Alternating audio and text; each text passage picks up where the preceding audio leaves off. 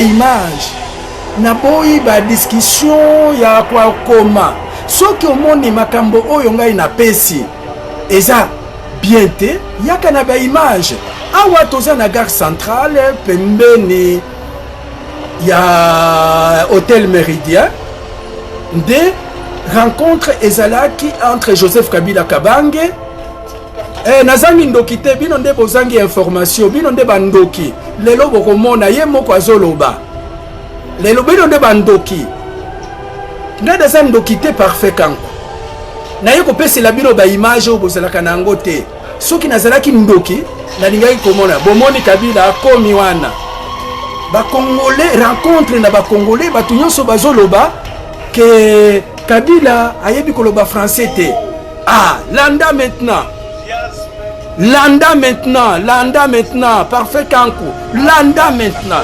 na augmenter volume. Landa maintenant. Donc malgré sa fatigue, le président souhaite vous adresser quelques mots. Et peut-être si vous avez une préoccupation, il pourra y répondre. Je vous remercie. Mademoiselle, madame, messieurs, mes chers compatriotes, premièrement, je tiens d'abord à vous remercier pour l'accueil très chaleureux que vous m'avez réservé avec bien sûr ma délégation. Avant d'arriver ici en Belgique,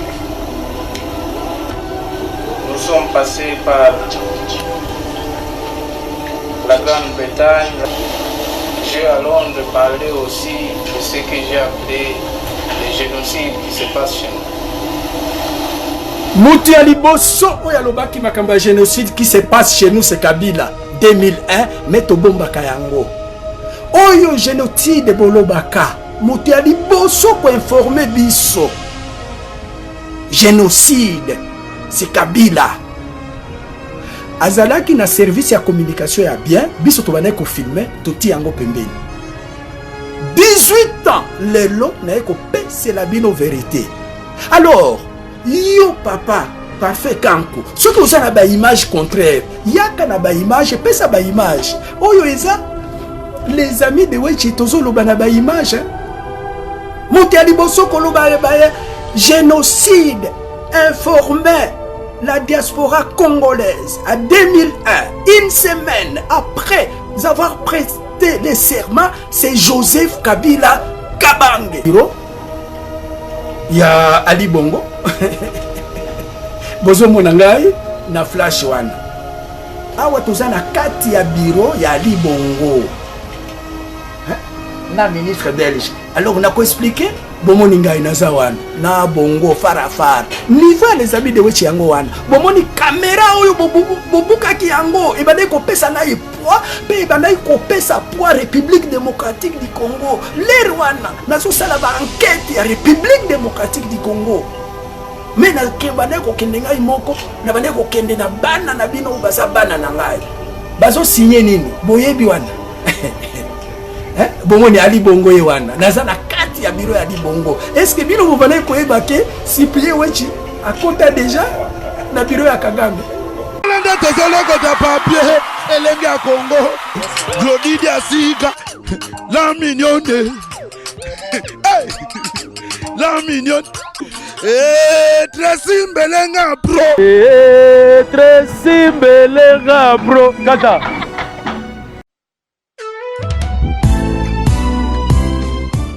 Chez Grâce Beauté Cosmétique Paris, Binda Francine, la fondatrice de la marque Grâce Beauté. Vous avez constaté depuis hier que vous avez reçu des messages sur votre WhatsApp. Grâce Beauté a changé de numéro de téléphone. Oui, Grâce Beauté a changé de numéro de téléphone pour mieux vous servir. Toute notre équipe s'y mobilise. Donc voilà, nous avons changé notre numéro WhatsApp. Numéro d'avant, c'était uniquement WhatsApp. Maintenant, vous pouvez aussi nous appeler en appel normal. Surtout, ne vous inquiétez pas, nos clients, donc clientes, partout dans le monde, c'est toujours Grâce Beauté Cosmétique Paris. au service de votre repos. Vous pouvez nous contacter sur notre numéro WhatsApp au 006 23 22 60 et 13. 60 et 13. Voilà. Pour ce pas la biso, à la solution là. Au bangate. Donc, maman, on utilise des produits. Il y a des hydroquinone, des javel, des tubes, des sulfate. Au bangate. Dernière chance, il y a pour ce nayo et ça la grâce beauté. Tout ça là, c'est un produit naturel à base de fruits pour réparer ba poso. Ba papa bobo sanate pour mandef to réparer capé ba bouton ya mandef ba mama toza wana pour arranger poso pour couper sa uniformité kolongola banduta kolongola ba tâche donc boya bozala bienvenue la grâce beauté. Wow!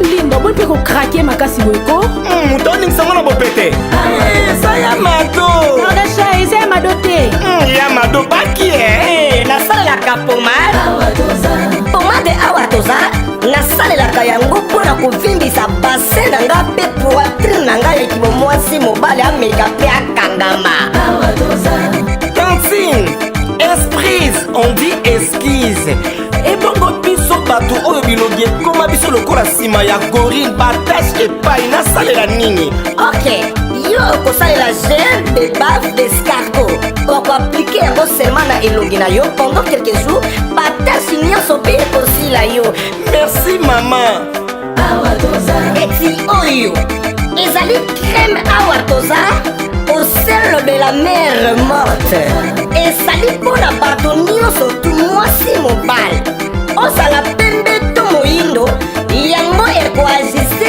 juste teinture na yo ezala milboron tirano cremeye na pomade awa toza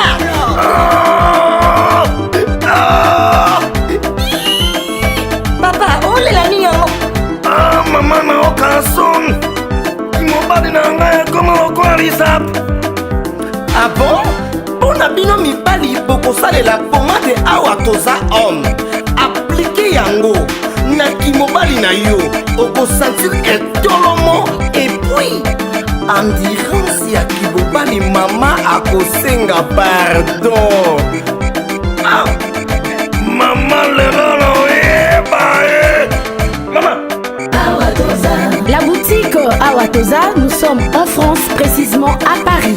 Arrêt Marcadet 70, métro Marcadet ligne 4, code postal 75018. Pour tout contact, appelez Maman Nicole au plus 33 7 51 11 09 75. Ancienneté des Maman Nicole. Bamama batata bandeko partout bozali mbote ekomikaka pantalon na mukaba entre les amis de Wechi na bana diaspora. Après discussion conseil na dialogue na bandeko na biso oya diaspora tozwaki tokomaki na compromis tosala émission ya Real politique RDC tozongisa bamasolo ndenge ezalaki kala parce que awa na diaspora bon tokomi ko subir ba information oyo ezouta na kin et na diaspora et puis bato nyonso bakomi kolanda sans tenir compte na contexte nini bafilmaki contexte nini ba montaki ba émission wana biso tokomi ko subir kaka ba image ya kin. Or à l'époque avec les habits de Wechi biso peto banay ko pese la bana kin actualité internationale depuis 2012 ndenge zala kaka information ezali sous-souté mutu nyonso akomi ko sala information il faut tout ça la mena distinction entre vraie information na divers, hein, divers, bon, on ne peut pas empêcher les gens, ça n'a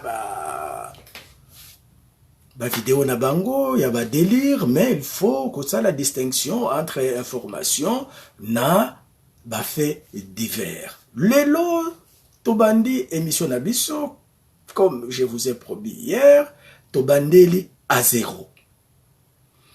Je répète, Joseph Kabila Kabange, média na yende baneki ko fonctionner bien té. Lelo question, est-ce que Joseph Kabila Kabange aza Rwandais?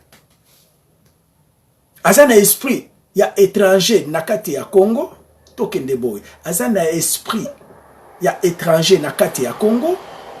Ayaki Congo pour ya réaliser rêve ya balkanisation. Kagame nde atindaki ye na Congo pour réaliser rêve wana. Question ya liboso. Est-ce que Kabila aza nationaliste lokola mama Vita Kimpa, papa Simon Kimbangu, Lumumba, Kasavubu, Mobutu, Laura Désiré Kabila? Nde ba série ya ba émission oyo tokola kisabino. Selon biso ba les amis de Wechi, Tolanda président Kabila depuis 2001. 2011 et puis tozolanda na musika yango t'ouvrir archive na ye batu bakoloba pona nini bobane ko pesa te to pesi yango pour président na biso ya sika Félix Tshisekedi Tshilombo azwa mwa ide ya makanisi, azwa mwa ide ya makambo ya Congo sur le plan international. Yango lelo lokola batu ebele babane ko benga collabo, mais même maintenant aza collabo Kabila nde atindaki ya wa surveiller biso. Non, lelo nakoya na image ya Kabila mutu ya liboso kolobela makambo ya génocide oyo eza na kati ya Congo, ya 2 millions de morts eza Kabila. Mutu ya liboso koyebisa bana poto que le Congo est occupé eza Kabila. Mutu ya liboso koloba que Congo eza agressé, occupé par les Rwandais na munoko na ye boye devant un parterre des Congolais de Belgique na 2001. Batu ebele bakoti nanu na combattre eza Kabila. Mais image wana tobanda ko bomba yango toye ko pesela bino 17 ans après. Beaucoup banda mena komona ba valeur ya les amis de Wechi ko s'expliquer ça bien té parce que to banda koloba na ba image ndenge ezala kazala kaka tokende bomoni awa tozali après président Kabila bomoni aye na Belgique hein bazo sala tapis rouge awa président Kabila après taki serment le 28 janvier 2001. Après quelques temps, après quelques temps, aye na Belgique, ndenge bino moko bozo mona, Louis Michel Yemoko akeko yambaye. Délégation belge oawa, tozana aéroport à Belac. Abelak est un aéroport oyo un vieux privé hein, et atterrissaka. Oh parfait Kankou, bonjour. Serja Moukrekese, bonjour. Landa émission oyo parce que tolingi kolakisa c'est que le président Félix Tshisekedi Tshilombo doit faire. Sauf le président Kabila est devenu impopulaire. C'est parce que communication naye et banaye ko sala bienté babanaye ko négliger batu oyo bazalaki na communauté internationale ndenge bino moko bozo mona oyo eza ba témoin ya ba congolais baye ko yamba Joseph Kabila Kabange, Bomoni, Abimi, hein? Une semaine, Cyprien Wechi Nazala Kiwan. Journaliste, mon côté Azala Kiwan. Bozo Mona, Nde Valérie et les amis de Wechi, mon côté Azala ba image. Dans l'ère wana, les amis de Wechi existent déjà. Awatoza le 2 février 2001. Papa Azela émission, tozo kende na émission nazoya na ba image, totika ba discussion. Papa Dewi Masevani. Oyo eza émission ya ba image. Na boyi ba discussion ya kwa koma. Soki omoni makambo oyo ngai na pesi. Eza bien te, yaka na ba image. Awa toza na gare centrale, pembeni ya Hôtel Méridien. Nde rencontre ezalaki entre Joseph Kabila Kabange. Nazangi ndoki te, bino nde bozangi information, bino nde bandoki. Lelo bokomona ye moko azoloba. Lelo bino nde bandoki. Nga daza ndoki te parfait kanku. Na ye kopesela bino ba image oyo bozalaka na yango te. Soki nazalaki ndoki, nalingaki komona bomoni Kabila akomi wana. Ba Congolais rencontre na ba Congolais batu nyonso bazoloba que Kabila ayebi koloba français te. Ah, landa maintenant. Landa maintenant, parfait kanku. Landa maintenant. Na augmenter volume. Landa maintenant. Donc, malgré sa fatigue, le président souhaite vous adresser quelques mots. Et peut-être, si vous avez une préoccupation, il pourra y répondre. Je vous remercie. Mesdemoiselles, Madame, Messieurs, mes chers compatriotes, premièrement, je tiens d'abord à vous remercier pour l'accueil très chaleureux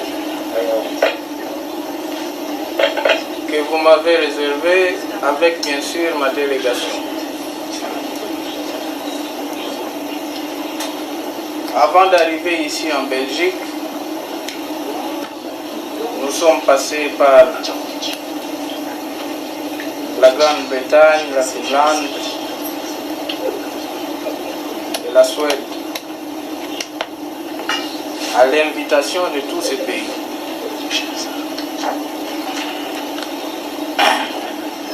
Et bien sûr, dernièrement, j'étais ici à l'Union européenne. Les entretiens ont été vraiment positifs et constructifs, je peux dire.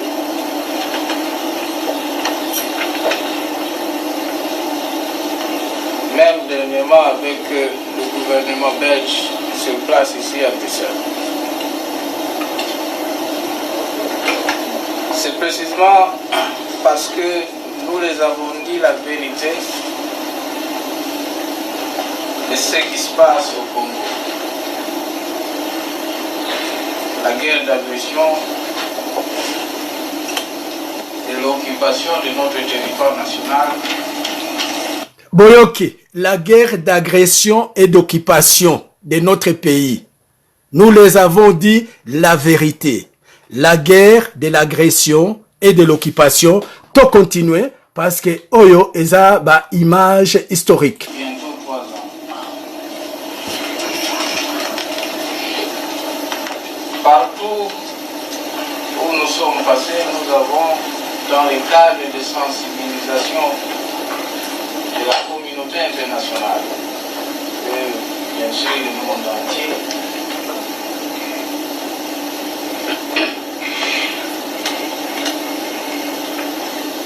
nous avons fourni des explications sur la situation actuelle que je disais.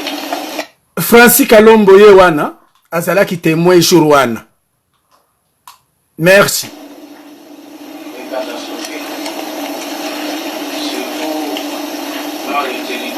Adi Londole azalaki témoin Yewana, ceux qui bozo mona ezo bouger, Adi Londole azalaki jour wana. témoin. Gina Efonge azalaki témoin yeyo musicien azaiko tozana 2001.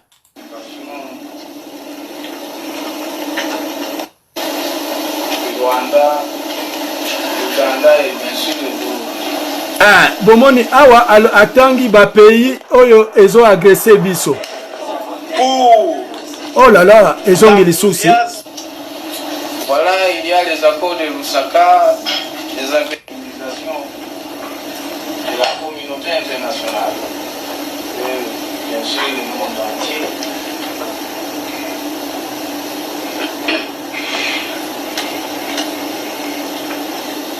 Nous avons fourni des explications sur la situation actuelle que j'ai disais est catastrophique. Dans les territoires sous occupation du Rwanda, l'Ouganda et bien sûr le Burundi. Nous avons aussi rappelé la souffrance du peuple congolais partout dans ces régions. J'ai alors de parler aussi de ce que j'ai appelé les génocides qui se passent chez nous. Mouti Aliboso oyalobaki makamba génocide qui se passe chez nous c'est Kabila 2001 meto bomba kayango. Oyo génocide bolobaka Mouti Aliboso ko informer biso. Génocide c'est Kabila. Azalaki na service ya communication ya bien, biso tobane ko filmer, toti yango pembeni. 18 ans, lelo na eko pese la bino vérité. Alors, yo papa, parfait kanko, ce que vous avez ba image contraire, yaka na ba image, pesa ba image. Oyo eza, les amis de Wechi tozo loba na ba image. Mouti Aliboso ko loba génocide informé la diaspora congolaise à 2001, une semaine après avoir prêté les serments, c'est Joseph Kabila Kabange. Ba image yango oyo eza trafiqué te. Témoin azalaki wana. Adi Londole azalaki wana. Michel Moto azalaki wana. Francis Kalombo azalaki nakati. Ça, ce sont des vérités historiques. Vous ne pouvez pas changer. Et soki bobane ko finga ngai kolabo, soki Kabila bane ko pesa ngai mbongo na lingai ko bomba ba image oyo te, biso to filmaka pona histoire ya mboka. Non, apanda kuachana na ule mushenzi bwana Sadiki, il faut ko expliquer. Il a besoin de l'information. Le mal congolais, c'est la sous-information. Et c'était fait expressement au niveau international pour ne pas donner la vérité aux Congolais, parce que les Congolais ont éveillé. Ceux qui Congolais ont la vérité, la communauté internationale ne va pas contrôler les Congolais. Alors, sur le plan international, on a coupé l'information aux Congolais pour Congolais à fonctionner dans la rumeur. Malgré la rumeur, wana Congolais a défendu le Congo. Maintenant, il faut que ceux qui Congolais maintenant a commis l'information, la communauté internationale ne va pas diriger les Congolais. Donc, il ne faut pas ingérer même Patrick Kankou. C'est son droit le plus légitime. Batie na mutuke Kabila aza Rwandais, aza Mufiti. Oh, Kabila azo défendre Congo, mais information ezate. Nde Cyprien wechaye na information na liembonga Kabila te, soki na lia kimbonga Kabila ba image oyo na liga ko pesa ye avant, même na 2006, na 2011. Comme ça asala publicité na ye. Tozonga lisusu, oyo ba histoire. On ne change pas l'histoire. Bokoyoka, ayende ayebisa kibiso 2 millions de victimes. Bon, j'ai parlé ce que moi j'appelle les génocides. Qu'il y a eu avec la diaspora. On parle de 2 millions on parle de 2 millions. Premièrement, je tiens d'abord à vous aimer au Congo-Brazzaville. Bon, boyoka bien, hein, beaucoup excusez Ngaye, parce qu'il faut qu'on explique. Parce que nous les avons... Bonsoir Medina, ma petite sœur. Bolanda Oyo Ezaba Histoire. La guerre d'agression. Tu vois, à l'objet, la guerre d'agression et d'occupation de notre territoire national. À Koloba, Rwanda, Burundi, Ouganda nous agressent. Nous sommes passés, nous avons, dans les cadres de sensibilisation de la communauté internationale, et bien sûr le monde entier,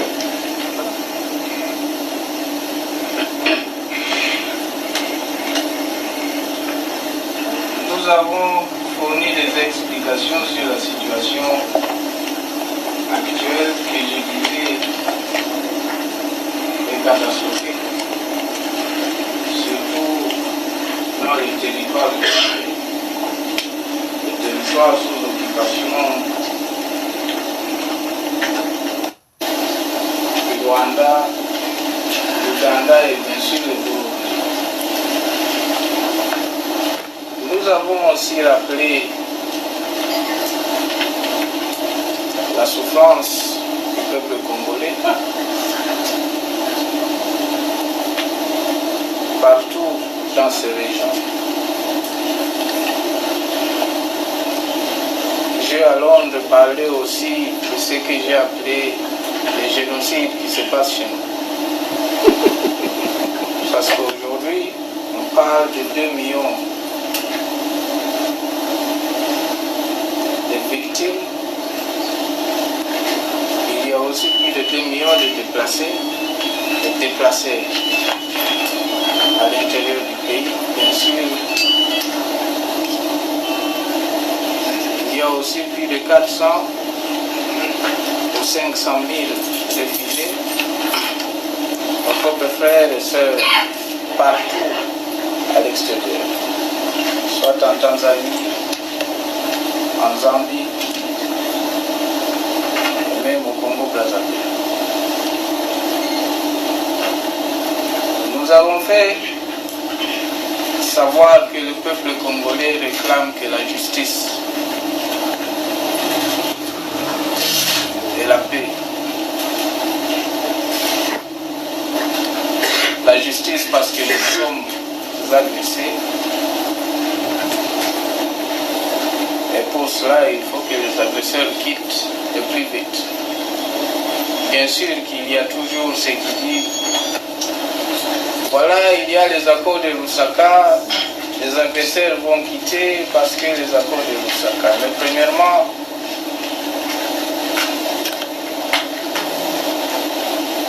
je demande à tous ces gens, est-ce qu'ils doivent être au Congo?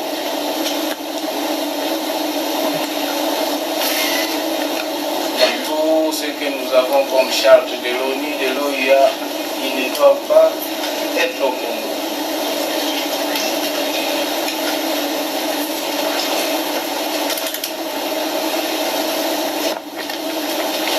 Le monde d'aujourd'hui est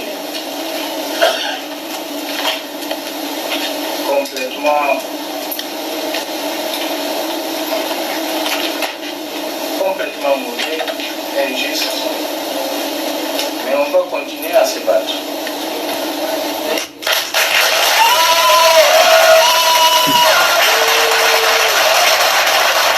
Bon, maman, Batata Bandeko. Oyo eza ba reportage à 2001. Bino moko boyoki. À lobby, le monde est injuste.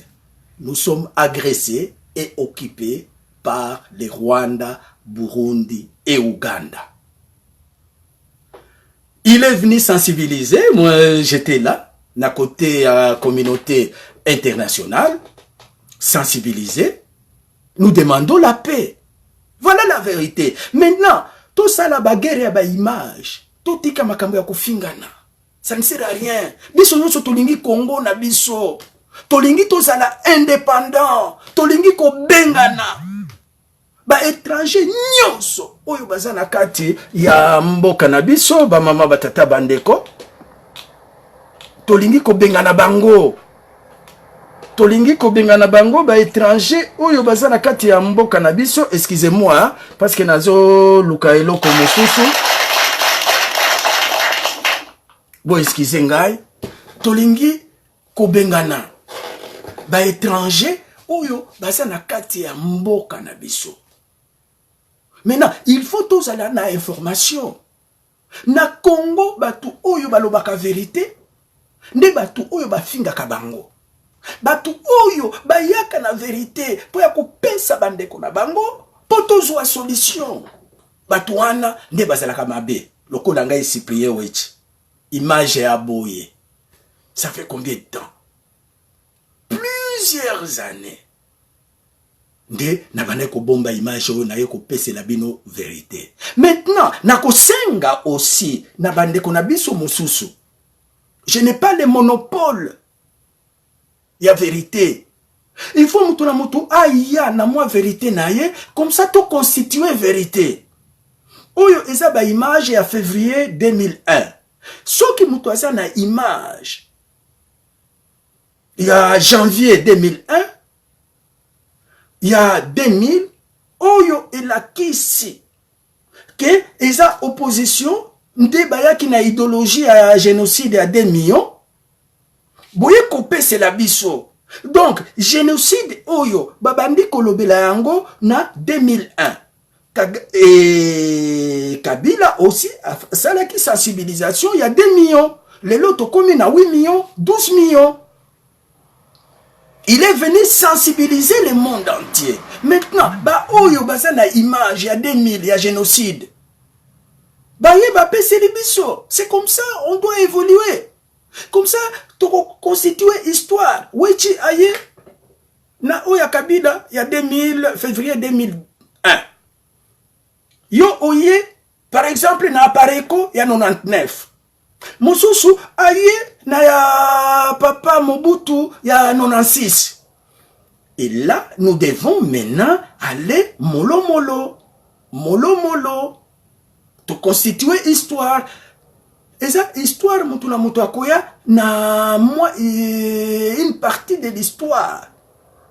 Moi, je ne dis pas que j'ai le monopole. Non, je n'ai pas le monopole. Na ye, na oyo, na salaki.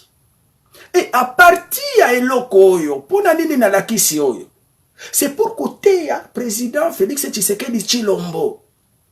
Soki uza na communication ya bien te, okokweya. Lokola Joseph Kabila Kabange. Azanga ki communication ya bien. Parce que ba image oyo, il fallait les réseaux sala. Communication na ye, ba filmer, ba bandi ko traiter. Parce que oyo, tozalaki wana ngai ba journaliste belge na ba journaliste naie. Ba journaliste naie, il fallait ba conserver interview oyo. Après 6 ans, l'air ba komi koloba génocide, Kabila nde responsable de génocide. Ba ye na image à 2001 montrer à la communauté que non, yende Moutiali Bosso alobaki occupation na agression. C'est comme si Kabila est venu avec l'occupation, or il dénonçait l'occupation sur le plan international. C'est ça la vérité. C'est ça la vérité. Où il y a de l'eau, na même des non.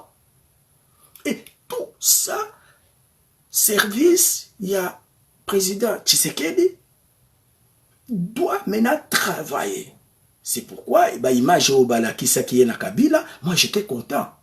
Il faut pas continuer dans le système, il y a quoi informer Batu. Quoi informer Batu. Ce qui Batu va s'informer, au commun, attention et cause à la tête, puis ba rumeur et koyate. Système ya Kabila, et ça système ya biso Batu ya Est. Oza na eloko, bombi yango, neti, babiloko na bombi yango, na vandinye. Le nazo vandanye yozo kanisake mutuana za yuma ora za yuma ayebi makambo ebele koleka yo. Maintenant système oyakin eza ya nye bomba mabe soki omoni ndoki bele la ye nde système oyo président Félix Tshisekedi atia yango, asali yango bien. Azo sali yango très bien. Na ba image oyo alié na président Kabila au monde esili nango et puis bato ba comprendre que c'est ça la logique. Na États-Unis ezalaka l'ancien président bakutani badame sans problème. Même anniversaire il y a Obama, il peut inviter l'ancien président Baye, tout comme anniversaire il y a Raisi Kabila Kabange, il peut maintenant informer nini invité Joseph Kabila Kabange. Bato ebele bazo kanisa ke Cyprien Wechi azo sala yango po ya koluka boulot et pas ya président Félix Tshisekedi. Non, ngana zana boulot na nini ekoluka boulot te. Lelo na kolakisa bino niveau na ngai ya les amis de Wechi. Bomoni awa toza na Gabon. Awa toza na Gabon na délégation belge. Bozo mona caméra wana ezali. Deuxième caméra na ngai ya Gayar ba combattant ba buka ki yango parce que babane ko kanisa ngai mama Sifa nde asombele ki ngai caméra oyo. Botala nano mena ba image ya les amis de Wechi to okende na bino na style ya ba kinois. Bomoni ba caméra oyo. Bomoni oyo ndenge azobima na caméra na ye. C'est pourquoi ngai Cyprien Wechi nazaki na 2 caméras ya boy. Po ya ko pesa poids ya ko lukela bino information. Awa tozali na Gabon et pas ya bino moko bomona hier na la kisaki bino tozalaki na kati ya bureau ya Kagame ici ba Belge ministre ya défense toza na Gabon nde base ya communauté internationale bomoni ngai kuna ndeko na bino na fierté nyoso nde niveau na ngai yango wana parce que bino bokanisaka Wechi kolabo Wechi boye na boye bo diminuaki ngai na niveau moko ya kosakana te ngai niveau na ngai yango oyo ngai na mataba cortège avant bomoni ba caméra boye na ngai oyo ya bino bomoni ndeko na ngai les deux noirs ba journaliste ya télé matonge na bandaki ko voyager na ba journaliste na bino bana na bino baza bana na nga omoni ndenge tozokota na cortège ba mama ba tata bandeko oyo eza cortège bozo yoka tokoti na cortège ya ministre awa toza na kati ya bureau ya Ali Bongo bozo mona ngai na flash wana awa toza na kati ya bureau ya Ali Bongo na ministre belge alors na ko expliquer bomoni ngai naza wana na Bongo farafara niveau les amis de Wechi yango wana bomoni caméra oyo bobuka ki yango e bande ko pesa ngai poids pe bande ko pesa poids République démocratique du Congo le Rwanda nazo sala ba enquête ya République démocratique du Congo mais na kebane ko kende ngai moko na bande ko kende na bana na bino baza bana na ngai bazo signer nini boyebi wana bomoni Ali Bongo ye wana naza na kati ya bureau ya Ali Bongo est-ce que bino bovane ko ebake Cyprien Wechi akota déjà na bureau ya Kagame Cyprien Wechi akota déjà na bureau ya Ali Bongo boko mona ba bureau nga na koti na kota tout en restant calme bomoni ndenge ezalaki wana awa nazo filmer interview ya Ali Bongo omoni Ali Bongo pembeni na ngai bozo mona Ali Bongo wana pembeni na nga alors il faut qu'on pesa ka poids na bandeko na bino oyo basala tozala kande simple maintenant na kobimisa tout pour vous expliquer et pour aider le président de la République démocratique du Congo à salaba erreur ya Joseph Kabila Kabange te ya ko négliger communication na bato oyo bayebi communication bato oyo bazalaka na communauté internationale bomoni ngai wana naza na compte ya ba nini ya ba congolais te oyo eza ba équipe nationale des journalistes belges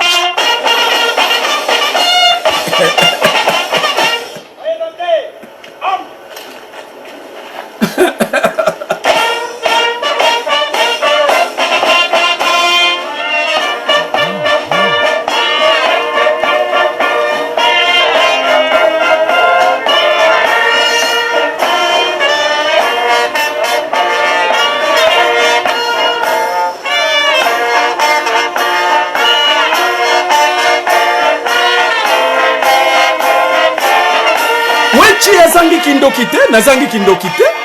Nazangi ndoki, vrai ndoki nde place na ngai wana. Ndoki oya mundele, ya bolukela bino information.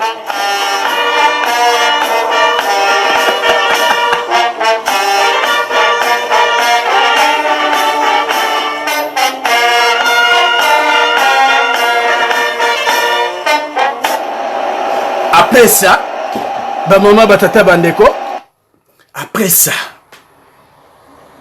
j'ai là na zonga na expliqué bino. Bomoni touti wana Gabon. Gabon base militaire. Ya ba français eza wana na ba américain. Ba belge l'air ba osala ba kambo.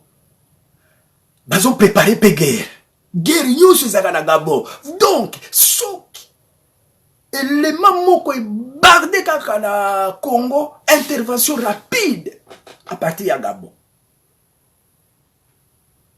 Nde na ba élection en 2018, ba américain bazalaki déjà 80, ezalaki 80 te. Ezalaki armement mobimba ezalaka wana.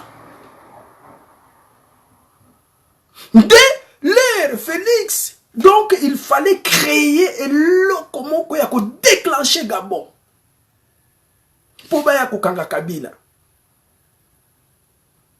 Bakanga Kabila, lokola Saddam Hussein, lokola Kadhafi, ce qui a s'entêté. Parce que basada ba litige na bango. Oyo na maintenant réel politique RDC numéro 1 to bandi na ko expliquer bino avec image à l'appui. De Genève, l'air n'attaqué bango. Fati vite, ba retirer signature na lobby Félix a sauvé le Congo. Ce n'était pas un hasard. Parce que choc IDPS andimaki proposition oya Genève ko boycotter machine à voter. Ba buka yango, ba militaire balinga ko boma bango. Intervention rapide linga ikoya ke Kabila abomi ba civil, ba intervenir, ba zuye, ba bomiye. Kabila grand prêtre à l'obité. Natika. Arekile. Batunaye, bayebisi papa. Si biso to kende wapi. Na 97 ba mobutiste. Bakima ki na poto, bana na bango bazalaki na poto, bayambaki bango. Biso soki awa to bebisi na poto. Ah, élément positif ya combat. Yango wana. Lelo na yebisi bino élément positif ya combat. Ngai mende na okima wapi. Soki na ke afraid disease bako bomangai. Soki na ke poto bako bomangai.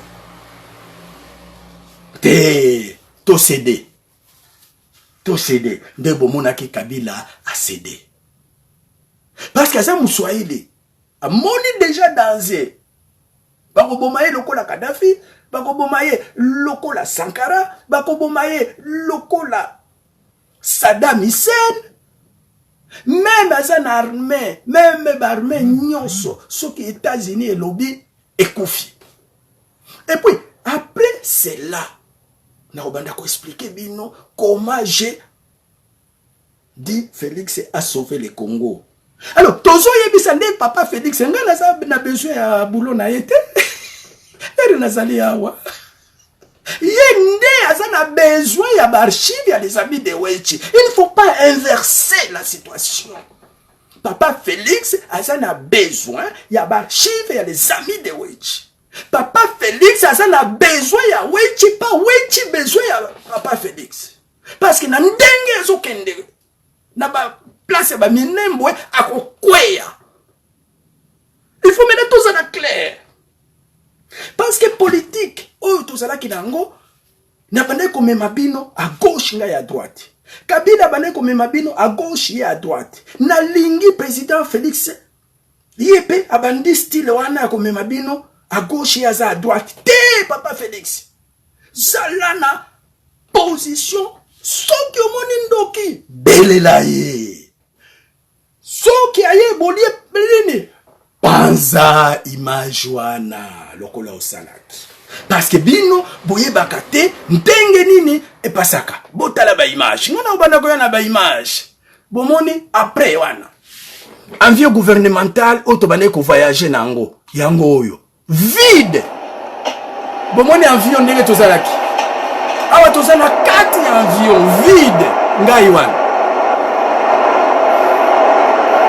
avion gouvernemental avion 350 places tozala peut-être 20 na 4 il faut ça la mobali pose la na 4 et après ministre abengi ba journaliste nyoso abandi koyebisa biso makambo oyo bauti kosolola bomoni noir oyo azali wana eza Victor Kalonda journaliste ya les amis de Wechi na bande komema ba journaliste ya les amis de Wechi soki ngai naza te bango batikela na cadre ya communauté internationale ministre abandi ko expliquer biso wana na koloba eloko mot côté bomoni ndenge na mbrouiller voix yango na lobby président Félix nde asa na besoin ya des amis de Wechi ana parte ayeba ba makambo oyo yo okota wana te depuis 2012 ti 2019 na moni congolais akine ya boyete akine na ba place oyo te toloba te bandeko tozonga nano maintenant il faut toloba kape mulunge bana ba mama batata bandeko mulunge moyete ba mama batata bandeko Wechi azoluka place Wechi azoluka poste ngana zala besoin ya poste te natana besoin ya poste te gouvernement neti Raisi Kabila Kabange soki amoni mena ba image oyo pour la première fois qu'il y a quelqu'un un Congolais oyo anakisi na mokili mobimba que yo nde obandai koloba pour la première fois génocide yo nde obandai olobaki les pays est occupé par les Rwandais na biloko boye eza combien kopesanga combien na minute oyo président Kabila aza lisusu présidente aza na intérêt mon côté ngana binisi bima image naye au moment où tout le monde bazo condamné na lobby tie Yete, c'est parce que nalingaka injustice te, nalingaka justice. Batu oyo baebi Wechi. C'est ça mon caractère. C'est pourquoi je ne peux pas travailler avec bande konangai ototanga na bango bazo sa la politique na Congo et quand ma chère. Hein? Quand bazo li ambongo derrière la pauvreté. C'est faire l'argent derrière les dos de pauvres. C'est pourquoi Bolo, viens Wechi, vous en avez un diplôme, Ponanini, vous salate, salaboye. Non, moi je n'aime pas l'injustice. Et je ne veux pas m'enrichir derrière les dos des autres, derrière les dos des pauvres.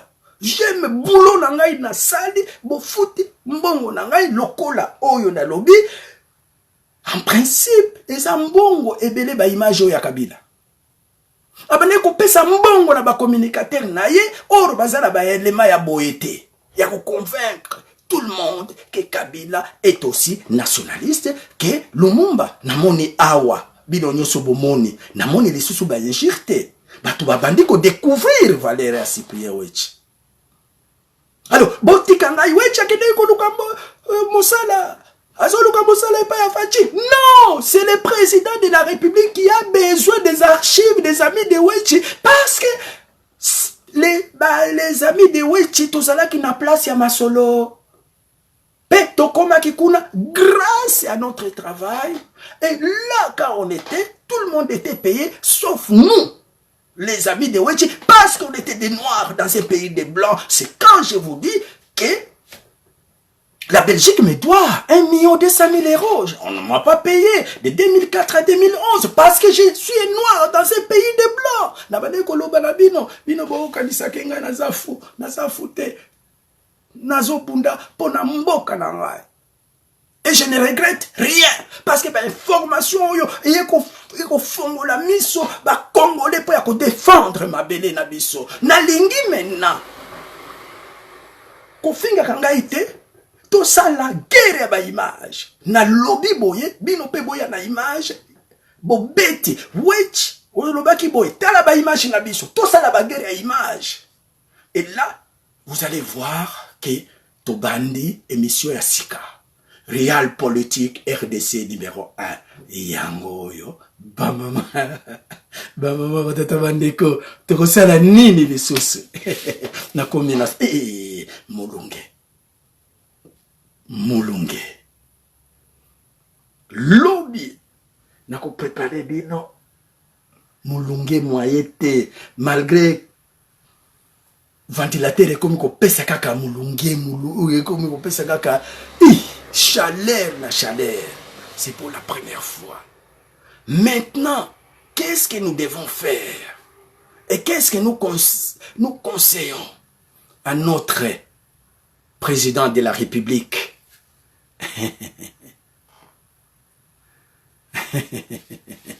Yves Simba Sadiki. Bapa, ikalakimi tunanza kazi ya sauver République démocratique du Congo parce que la guerre à l'est de la République démocratique du Congo, c'est une guerre économique. Lobby nakuya na sige mosusu pour vous expliquer comment on a taxé Kabila des Rwandais nakuya na ba document complot wana eutaki wapi complot wana ya ko publier na ba kati ya ba media ezalaki awa na Belgique ba document mena tokobanda ko bilisa malembe pona lelo bo discuter na noana lobby ba mususu ba ya ko fingate na ba image ya kolobake ce n'est pas Kabila oyo alobaki makambo ya génocide ngai na yebi na 2011 et 2001 Kabila nde ayebisaki biso témoin Adi Londole azalaki na kati ya salle Michel Moto azalaki na kati ya salle Francis Kalombo azalaki na kati ya salle Njombo Faustino azalaki na kati ya salle Caps Kapangala azalaki na kati ya salle lobby na kolakisa bino ba image na bango ya kati ya salle na ba interview na bango donc lobby tokoya na sujet mosusu ba mama batata na ba ndeko pona lelo tosuki wana bo digérer wechi aza ndoki ya ba image pa ndoki ya koluka mlar ya koluka boye na boye ya matolo te wechi aza ndoki d'ailleurs kombo ya wechi na kimongo signification ya kimongo wechi guérisseur chez les batetela botuna batetela signification ya wechi guérisseur chez nous chez les bakusu wechi aza guérisseur donc c'est quelqu'un où yazalaka na bakisi ya kubikisa mutu soki aza malade bakei pai ya wechi kokola wechi hayena médicament apesi munganga traditionnel de signification ya wechi et comme naza munganga traditionnel nakopesa kisi ya kusauver Congo kisi wana kombo na yango zibula fachi vite toko zibule bino ba fachi vite muke zibula fachi vite parce que Nikolo yo même ye moko président na liro aso kende sans organiser la communication toko zibule fachi vite na papa Vital ye moko toko zibule pe fachi vite na communication na bango nyonso Abraham zibula fachi vite ba combattant ba adili zibula fachi vite bokeba